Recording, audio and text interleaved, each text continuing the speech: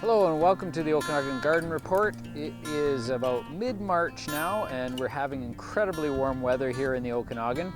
It's a beautiful day. It was just sunny a few minutes ago and I think it's about 14 degrees, 15 degrees out, so it's just absolutely gorgeous. A little scary, you know.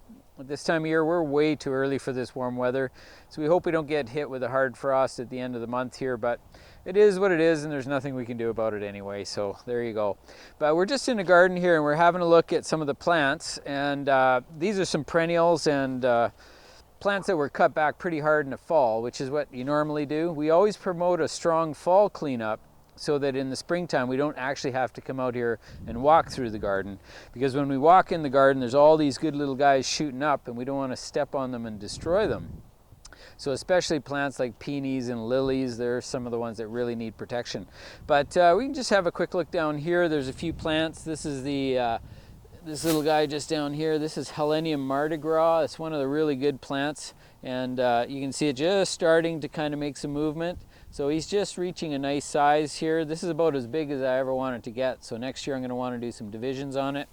I'm just going to step back over here a little bit. This is a daylily that's shooting up.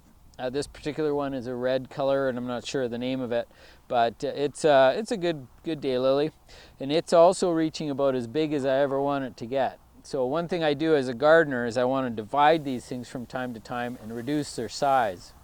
So again, I'm going to just move back a little bit more here, and I'm showing you here a perennial that's getting quite large.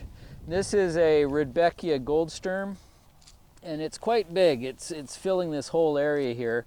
So it's getting too big and it's losing its vigor. So what we need to do is we need to divide it, and that means take pieces of it away to allow the more, let's say, juvenile or healthy pieces fill in and grow in.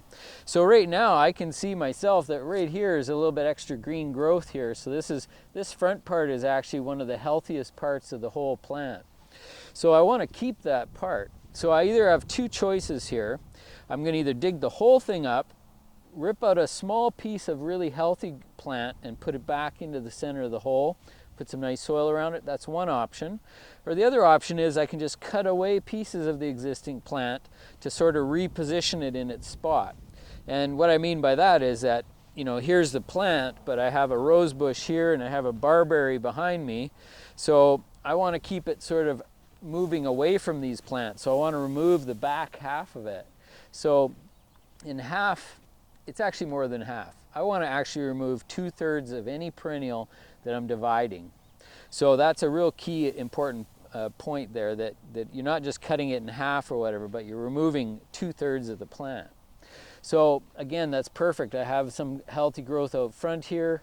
It's getting a little bit away this way, a little bit away that way, so I'm moving it forward. So I'm going to keep this portion of the plant, but all of this will become waste. And it, you know, there's no point in keeping most perennials because there's just too many of them.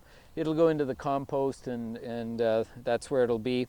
You know, if you did want to create some more repetition in your garden, you could move this around and say get more of the same plant, which I prefer to do rather than adding a bunch of new plants. I'd rather spread around some of the good ones that I have. And Rudbeckia goldsturm is that bright yellowy color, sort of school bus yellow, and it's really a shining star in the summertime. It's just such a blast of color. So having a bunch of these around is really quite nice.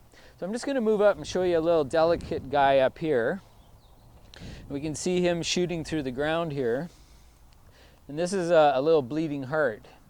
And this guy, they don't look like much right now, but I've often mentioned about plants that are very delicate when they're shooting up.